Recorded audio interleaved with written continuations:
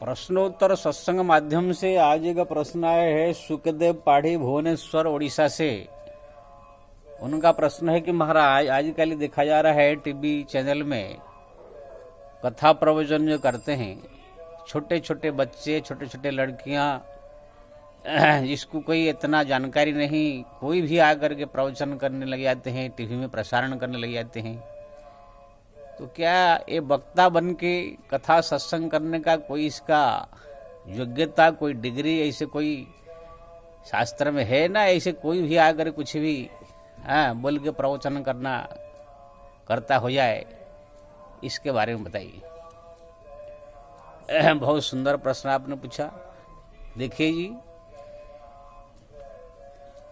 व्यास गद्दी पर बैठ करके रामायण भागवत कोई भी भगवत संबंधी चर्चा करने के लिए भी हमारे शास्त्र में एक योग्यता का वर्णन किया गया है। श्रीमद् भागवत में पहला स्कंद में पहला अध्याय में ही सुखदेव जी ने कह दिया, व्यास भगवान ने लिखा कि वक्ता कैसा होने चाहिए। विरक्त वैष्णव विप्र, वेद साध विशुद्धिकृत, दृष्टांत कुशल धीर, वक्ता कार्य अति निस्पृह। ये वक्ता की योग्यता।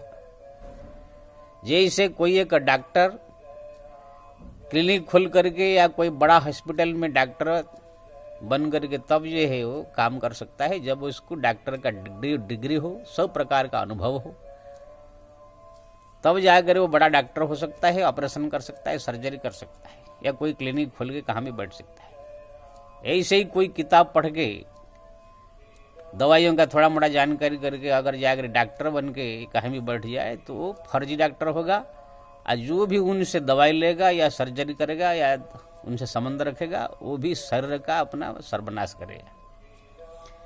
ठीक इसी तरह यह यहाँ पर जो योग्यता बताया गया है वक्ता के लिए, अगर ये योग्यता न हो, ऐसे कोई भी आ करके अगर बैठ जाता है, वक्ता बन जाता है, तो उनसे संबंध रखने वाले जितने भी श्रोता होते हैं उनका भी यही हाल होगा।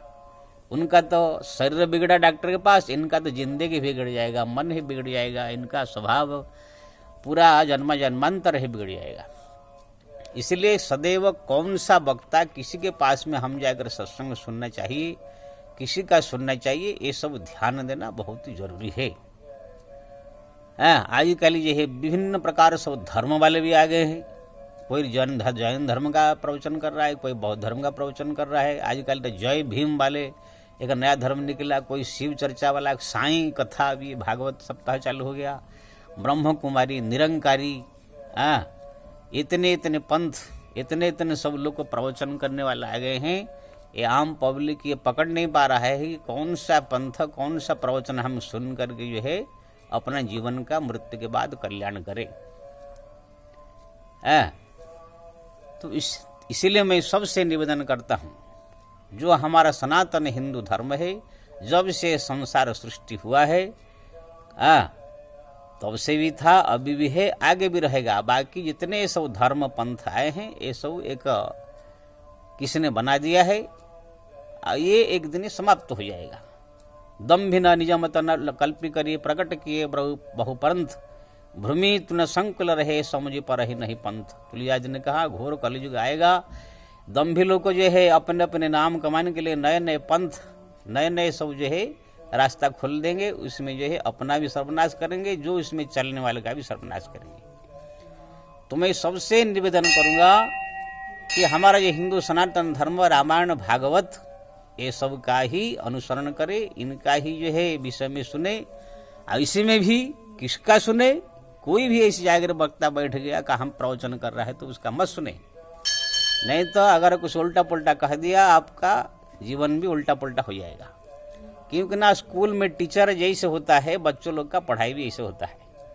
आप जिस प्रकार की किताब पढ़ेंगे उसी प्रकार की बुद्धि बनता है, जिस प्रकार की शिक्षक होगा उसी प्रकार बुद्धि बनता है, जिस प्रकार की आप फिल्म में आज देखेंगे उसी प्रकार के आपका दिमाग हो जाएगा, उसी प्रकार जिस प्रकार प्रवचन आप जहाँ सुनेंगे उसी प्रकार की आपकी बुद्धि भ्रमित हो जाएगा। इसीलिए हमारा भागवत में वक्ता कैसे होना चाहिए उसी का भी वर्णन है।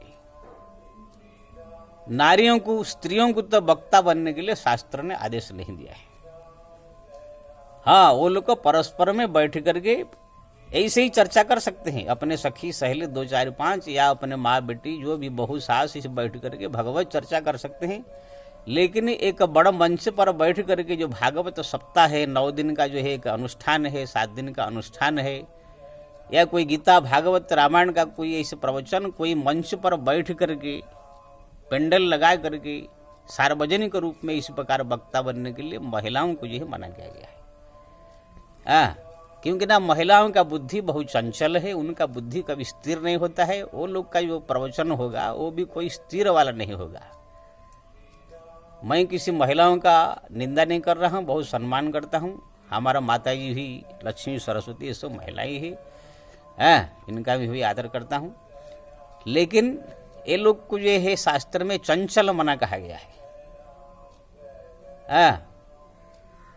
अविवेकता, स्थिर मन ये सब नहीं है। इसलिए कोई भी शास्त्र का जो सूक्ष्म से सूक्ष्म विषय को ये लोग को जो है बढ़िया से धारण कर नहीं पाते, आप बढ़िया से वर्णन नहीं कर पाते।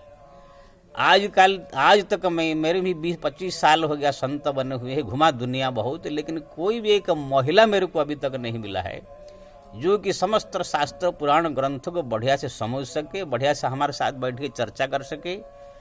कि कोई चर्चा कर रहा है तो उनके मुंह से जो सुना भी कुछ महिलाएं जो प्रवचन कर रही है, तो एक गंभीर विषय पर वो चर्चा करने लायक नहीं है। हाँ, ये रामायण भागवत जो कथा कहानी है, राम जी जा रहे हैं और जन्म हो गए, जय कन्हैया लाल के, जय रघुवर लाल के, ऐसे गा बजा के नाच कूद के ये सब जो है प्रोग्राम कर देते हैं, अलग है। लेकिन गंभीर विषय जो है चर्चा ऐसे करना, ऐसे आज तक मेरे को कोई नहीं मिला, ना कोई। पुरुषों में कुछ है, ऐसी बात नहीं है, लेकिन वो भी कोई लाखों में एक ऐसे मिलते हैं, बाकी सब ऐसे ही है। तो वक्ता के लिए जो है क्या लक्षण है, क्या डिग्री है, इसका हमारा भागवत में कहा गया। क्या पहला लक्षण क्या है? विरक्त। संसार में जो है जो वक्ता बनेगा, भागवत रामायण जो शास्त्र का वक्ता बनेगा, वो विरक्त, संसार से विरक्त साधु संत महात्मा होना चाहिए। ऋषि मुनि ये संसार में मोहमाया में फंसा हुआ, 2-2 रुपया के लिए इधर दौड़ने वाला, लड़का लड़की शादी ब्याह करने के लिए टेंशन, इधर घर का खाने पीने का टेंशन, दुनिया भर बवाल सब पाल के बैठा, वो क्या भागवत करेगा? वो माया में खुद फंसा हुआ है। इसीलिए पहले कहा गया विरक्त वैष्णव विप्र वेद साध्य विशुद्धि क्रोध दृष्टांत कुशल धीर वक्ता कार्य अतिस्पृह। विरक्त वैष्णव, एक तो संसार से विरक्त साधु होना चाहिए, और साथ साथ में वो साधु भी, वो विरक्त आदमी भी वैष्णव दीक्षा, यानी भगवान विष्णु के या उनके अवतार राम कृष्ण आदि दीक्षा कान में मंत्र लिया हुआ होना चाहिए। कोई भी किसी प्रकार कहाँ गायत्री दीक्षा ले लिया, कोई शिव जी का दीक्षा ले लिया, कोई जो है अन्य कोई देवी देवता का मंत्र कान में ले लिया, वो भागवत रामायण ये सब आध्यात्मिक चर्चा करने के लिए जो है वो योग्य हमारा भागवत ने बताया। विरक्त वैष्णव होना चाहिए। अब अगर संसार में है, कुछ संसारी आदमी के लिए भी कहा गया है कि संसारी आदमी भी जो अभी बाल बच्चे वाले हैं, परिवार वाले हैं, वो लोग को भी अगर वक्ता बनते हैं तो उनके लिए भी है, उनके लिए भी विरक्त, यानी संसार से थोड़ा सा मन उनका संसार में रहते हुए भी थोड़ा संसार से अनासक्त होना चाहिए। जनक महाराज संसार में रहते थे लेकिन मन उनका संसार में लगता नहीं था, वो खाली एक राज्य का ये संभाल रहे थे, लेकिन मन हरदम भगवान में 100 में 90% 95% उनका मन भगवान में लगता था, 5% सिर्फ संसार को देते थे। तो ऐसे भी अगर संसार कोई वक्ता हो तो उनका मन संसार से विरक्त होना चाहिए, अनासक्त होना चाहिए। और वो भी वैष्णव दीक्षा से दीक्षित तो होना चाहिए, अन्य कोई दीक्षा लिया हो तो वो भी योग्य नहीं है। और विप्र अगर संसारिक आदमी है, मतलब गृहस्थ आदमी है, तो ब्राह्मण होना जरूरी है। जो ब्राह्मण जाति हमारा 4 जाति है, उसमें ब्राह्मण होना जरूरी है उसका। लेकिन आप बोलो कि कोई विरक्त भी है, अनासक्त भी है और वैष्णव दीक्षा भी लिया, लेकिन ब्राह्मण नहीं लें। ब्राह्मण के अलावा दूसरा कोई जाति संसारिक आदमी जो है वक्ता बनने का अधिकार नहीं। आप सुने नहीं होंगे किसी भी पुराण शास्त्र ग्रंथ में कि वक्ता कोई सुखदेव सिंह या सुखदेव यादव या कोई जयराम क्या बोलते हैं साहू, ऐसे कोई मंत्र वक्ता बनाए सुने नहीं होंगे। जो भी बने होंगे साधु संत महात्मा होंगे, या तो संसारिक आदमी अगर है तो ब्राह्मण होगा। वो ब्राह्मण भी कैसे, संसार से विरक्त होना चाहिए और वैष्णव दीक्षा से दीक्षित होना चाहिए। तो संसारी लोग की वक्ता वही पहला शर्त ब्राह्मण, दूसरा जो है उसका विरक्त भाव, दूसरा संसार से अनासक्त होना चाहिए और वैष्णव दीक्षा से दीक्षित होना चाहिए। ये संसारिक वक्ता अगर है तो ये होना चाहिए। बाकी 100 वक्ताओं के लिए, चाहे संसारिक हो चाहे साधु हो, कोई भी वक्ता हो, तो उनके लिए भी जो आगे बताने वाला हो, ये शर्त जो है सबके लिए लागू है। वेद शास्त्र विशुद्धिकृत, चाहे संसारिक ब्राह्मणों कोई वक्ता हो या कोई ऋषि मुनि हो, वेद और शास्त्र और पुराण ग्रंथ उपनिषद, ये समस्त गीता रामायण, ये सब कुछ बढ़िया से पढ़ करके विशुद्धिकृत, उसका शुद्ध अर्थ समझ करके, वो भी भगवान के भजन तपस्या करके भगवत कृपा से पूरा अनुभव किया हो, ऐसे होना चाहिए। जैसे पानी पीने से प्यास मिट जाता है, अनुभव हो गया, भोजन करने से भूख मिट जाती है, अनुभव हो गया।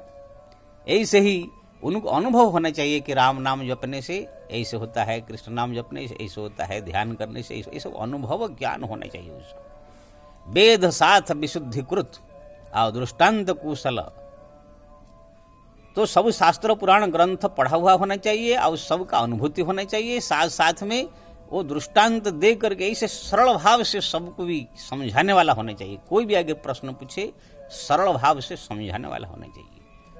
दृष्टांत कुशल और धीर, वक्ता है, ऋषि मुनि है या ब्राह्मण है, वक्ता कर रहा है, लेकिन चंचलता, झगड़ा, मार पीट, गाली गलौज, तुरंत गुस्सा जाना, तुरंत जो लड़ जाना, ये सब नहीं होना चाहिए। धीर गंभीर शांत मर्यादा, जैसे भगवान राम की तरह। दृष्टांत कुशल धीर, ये सब स्वभाव होना चाहिए। वक्ता कार्य और से निष्पुह, ऐसे वक्ता जो है हमारा शास्त्र में कहा गया है। ये सब लक्षण जिसमें हो उनको ये डिग्री प्राप्त है कि वो मंच पर बैठ करके प्रवचन कर सकता है। अगर गृहस्थ है तो पहला शर्त ब्राह्मण होना चाहिए, वैष्णव दीक्षा से दीक्षित होना चाहिए और संसार से विरक्त भाव, थोड़ा सा अनासक्त भाव होना चाहिए। और साथ साथ में वेद शास्त्र पुराण का ग्रंथ का बढ़िया से अध्ययन करके पूरा अनुभूति होना चाहिए। दृष्टांत देकर बढ़िया समझाने वाला होना चाहिए और धीर गंभीर शांत होना चाहिए। ये हुआ गृहस्थ वक्ता जो ब्राह्मण होकर। आओ जो ऋषि मुनि महात्मा, उनके लिए वो संसार से विरक्त तो है ही, वैष्णव दीक्षा से भी दीक्षित होने चाहिए। नहीं तो साधु लोग भी बहुत प्रकार के संप्रदाय वाले हैं, विरक्त भी है, साधु भी है, तो वैष्णव दीक्षा से दीक्षित वाला होना चाहिए। और वेद शास्त्र पुराण ग्रंथ वो भी सब अध्ययन करके उसी का अनुभव किया हुआ होना चाहिए। और समझाने के लिए दृष्टांत कुशल धीरो, ये सब के लिए लागू है। दृष्टांत देके समझाने वाला होना चाहिए, और धीर गंभीर शांत होना चाहिए। ऐसे जो है हमारा वक्ताओं के लिए जो है लक्षण बताया गया है। ये लक्षण जिसके पास आ जाता है उसको डिग्री मिल जाती है कि ये वक्ता बनने लायक है। ऐसा नहीं कि खाली हमारा छूट छोड़ दिया शास्त्र में, कोई भी आए मंच पर बैठे कुछ ही बोल दे। इसलिए इस वक्ताओं का लक्षण है। ऐसे लक्षण जिस वक्ता में देखो उसके पास जाकर प्रवचन सुनना चाहिए।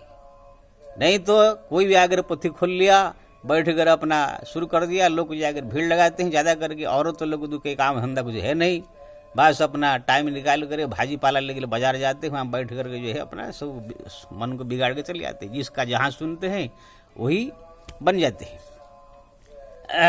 तो इसलिए ये प्रवचन जो है ये सब सुनने के लिए भी बहुत सावधान रखना चाहिए। अगर आप निरंकारियों का प्रवचन सुनेंगे तो निरंकारी बन जाओगे, मुसलमान का सुनेंगे तो मुसलमान बन जाओगे, हिंदुओं का सुनेंगे तो हिंदू बन जाओगे, जैन का सुनेंगे तो जैन बन जाओगे, कि ना वो लोग ऐसे ढंग से ऐसे कहेंगे। इसलिए सदैव जो सावधान रहना चाहिए। हमको क्या सुनना है। हम किसी धर्म, हम हिंदू धर्म में जन्म हुए हैं, हमको जो है हिंदू संस्कृति का विषय में सुनना चाहिए, वो भी सुनाने वाला बढ़िया होना चाहिए। आजकल सब जो है वक्ता प्राय 99 क्या 1000 में 999 मैं कहूँगा सब जो है वक्ता ऐसे ही गीता रामायण भागवत रट लेते हैं, पढ़ लेते हैं, किसी दूसरे का कैसेट सुन लेते हैं, 3 दिन 9 दिन का सब कथा, 7 दिन का भागवत, 9 दिन का रामायण सेटिंग कर लेते हैं 3-3 घंटा का। जैसे फिल्म में 3 घंटा का सब डायलॉग याद करके सब सेट कर देते हैं शूटिंग, ऐसे ही जो है आजकल सेटिंग करके सब प्रवचन कर रहे हैं, सब रट लेते हैं। मैं हरिद्वार गया था अभी, तो वहाँ पर देखा कुछ लोग जो है कथा प्रवचन सीख रहे थे। मैंने कहा ये क्या है, नाम कथा प्रवचन करने का सीख रहे हैं। मैंने कहा इसमें कौन सीखने की चीज़ है? अरे भाई वो तो कथा प्रवचन अपने भजन भक्ति तपस्या के प्रभाव से अपने आप ज्ञान उदय होगा। जो प्रश्न पूछेगा, जो बोलने चाहिए अपने आप अंदर से निकलेगा। तुम सेटिंग क्या कर रहे हो, सीख रहे हो? मैं देखा वो लोग को तो सेटिंग कर रहे 3-3 घंटा गाती, यहाँ पर ये भजन गाएंगे तो यहाँ पर नचा देंगे, खुश हो जाएंगे सब पब्लिक। यहाँ पर ये बात कहेंगे तो ताली बज जाएगा, ये चुटकुला सुना देंगे तो हंसी हो जाएगा, फिर यहाँ पर एक भजन गा देंगे तो थोड़ा नचा देंगे तो थोड़ा, ऐसे हर पल हर क्षण लोगों को जो है ताली बजाने के लिए, हंसाने के लिए और नचाने के लिए सब सेटिंग कर रहे 3-3 घंटा। मैंने कहा ये कौन सा, ये तो हुआ जैसे फिल्म शूटिंग हो रहा है। तो आजकल इस सब वक्ता सब रट करके सीख करके सब बन जा रहे हैं। अब ये आम पब्लिक समझता नहीं है, चंदन लगा कर कोई बैठ जाता है और लिख देता है कि संत श्री अमक अमक नाम लिख देता है, समझ लेते कोई साधु संत महात्मा सब आ गए हैं। इसमें बहुत सारे सब संसारिक लोगों को अपना काम धंधा कुछ मिला नहीं, नौकरी चाकरी मिला नहीं, सब ये रास्ता पकड़ लिए हैं, पैसा कमाते हैं, 2, 4, 5, 10, 20 करोड़ कमा लेते हैं, फिर जाके शादी ब्याह करके अपना घर संसार बचा। देखा नहीं अभी 1-2 वक्ता देखा, 2 लड़की है जया किशोरी, वो जो क्या चित्रलेखा, ये सब जो है अपना कमा लिया, जाके शादी ब्याह कर संसार बचा लिया। अभी एक कोई आया है बागेश्वर धाम वाले, वो भी अपना दिखा रहा है, और कुछ दिन बाद वो भी शादी करके संसार में फंस जाएगा। तो ये लोग क्या है, पैसा कमा करके सब अपना काम घर भरने के लिए सब आए हैं। ये लोग का कोई भगवान से भक्ति से कोई मतलब नहीं है। तो ऐसे ही बहुत आपको लोगों को देखेंगे सब वक्ता बनने के धंधा खोल रहे हैं। लेकिन मैं कहूँगा सबसे निवेदन करके, कोई विरक्त साधु संत महात्मा आपको लगे कि ये बहुत अनुभूति है, बहुत ज्ञान है, ऐसे संत महापुरुष के पास जाए करके प्रश्न उत्तर पूछ करके सत्संग कीजिए। ये जो 7 दिन 9 दिन का भागवत रामायण हो रहा है, इससे कोई ज्ञान नहीं होगा, ये सब मनोरंजन है। इसलिए भगवान कृष्ण ने गीता में कहा, हे अर्जुन, अगर आप ज्ञान प्राप्त करना चाहते हो तो कि संत महापुरुष तत्वदर्शी जो अनुभवी भजनानंदी कोई संत के पास जा करके प्रणाम करो और उनका सेवा करके प्रसन्न करो, तब जाकर आपको ज्ञान देंगे। श्लोक में भगवान कृष्ण ने कहा, तद्विधिम प्रणिपातेनम परिप्रश्न सेवया उपदेख्यन्ति ते ज्ञानम ज्ञानिनम तत्वदर्शिन। हे अर्जुन, तत्वदर्शी अनुभवी संत जो भजन में डूबा हुआ, ऐसे कोई ज्ञानी संत भक्त को पास जा करके सेवया, उनको सेवा करके, उनको प्रसन्न करके, प्रश्न करके, उनके उत्तर प्रश्नोत्तर माध्यम से उपदेख्यन्ति ते ज्ञानम ज्ञानिनम तत्वदर्शिन, ऐसे महापुरुष सेवा करे, ज्ञान प्राप्त करो, तब जाकर आपको अनुभव होगा। जैसे स्कूल में जो पढ़ाई जाती है, टीचर आता है अपना सब्जेक्ट पढ़ते चला जाता है, लेकिन बच्चों के इतना पल्ले में नहीं पड़ता है। लेकिन जब ट्यूशन में जाते हैं तो एक एक बात को पूछ करके जो है वहाँ पर पूरी तरह से अनुभव ज्ञान होता है। ऐसे ही जो है आजकल जो सब कथा रामायण जो चल रहा है, ये सब क्या है, खाली ठीक है मनोरंजन करने के लिए भगवान का कथा कीर्तन चल रहा है, राम नाम हो कीर्तन हो रहा है, इसलिए ठीक है, कुछ नहीं होने से अच्छा है। लेकिन वह बोलेगे वहाँ पर हमको ज्ञान हो जाएगा, भक्ति बढ़ जाएगा, ऐसा कुछ नहीं है। वो एक थोड़ा दिन का 5-7 दिन का आवेश है, मन थोड़ा उसमें आवेश में आ जाता है। फिर जैसे वक्ता अपना 8-10 लाख लेकर गांव चला जाता है, इधर अपना जैसा को तैसा, कुछ नहीं परिवर्तन होता है। इसलिए मेरे को कितने पूछे हैं, महाराज इतने कथा प्रवचन हो रहा है, इतना सब लोग सुन रहे हैं, लेकिन कोई बदलता नहीं, सब ऐसा को ऐसा। मैंने कहा भाई कोई बदलने थोड़ी जाता है, वो मनोरंजन के लिए जाते हैं, टाइम पास के लिए सब जाते हैं। अब ऐसे जाकर सुनने से कोई ज्ञान नहीं होता है। हमारा पुराण शास्त्र में देखेंगे, जितने भी ज्ञान प्राप्त करने वाले सत्संग हुआ, सब गुरु शिष्य बैठ करके प्रश्नोत्तर के द्वारा हुआ है। सुखदेव जी कह रहे हैं, परीक्षित सुन रहे हैं, प्रश्न पूछ रहे हैं, कोई शंका है तो फिर पूछ रहे हैं, दोनों का एक डिस्कस चर्चा चल रहा है। वही भागवत है, वही भागवत हम लोग को पेंडल बना करके संगीतमय बना के मनोरंजन बना दिया है। रामायण भी माता पार्वती सुन रही है, भगवान शंकर कह रहे हैं, बार बार माता पार्वती पूछ ले रही है, फिर भगवान शंकर कह रहे हैं, दोनों का एक विचार विमर्श चल रहा है। वही रामायण को हम लोग 9 दिन का एक संगीतमय बना कर गाना बजाना करके उसको जो है डेकोरेशन करके ढकोसला बना दिया है। गीता भी भगवान कृष्ण कह रहे, अर्जुन जी सुन रहे हैं, बार बार पूछ रहे हैं। आप जितने पुराण शास्त्र में सत्संग देखेंगे आप, सब दो आदमी बैठ करके एक चर्चा कर रहे हैं, डिस्कस कर रहे हैं, गंभीर चर्चा हो रहा है। वहां पर कोई संगीत न था, ना कोई ढोलक था। जब सुखदेव जी भागवत सुना रहे थे, ना कोई संगीत था, ना कोई उसमें कोई ढोलक था, ना कोई हारमोनियम था, ना कुछ नहीं था। दो आदमी बैठ करके चर्चा कर रहे थे। तो ऐसे कोई संत गुरु के पास जाकर के जब आप प्रश्नों द्वारा सेवा करके, प्रश्नों द्वारा आप सत्संग करेंगे, तब जाकर आपको असली ज्ञान होगा। अब बाकी ये सब सुनने से ठीक है, कुछ नहीं करने से अच्छा है, मनोरंजन है, एक टाइम पास है। हाँ, तो आपने पूछा था वक्ता कैसा होना चाहिए, आप जरूर समझ गए होंगे। हाँ, फिर आप सुन करके जो आपको करना चाहिए कि जय श्री राम।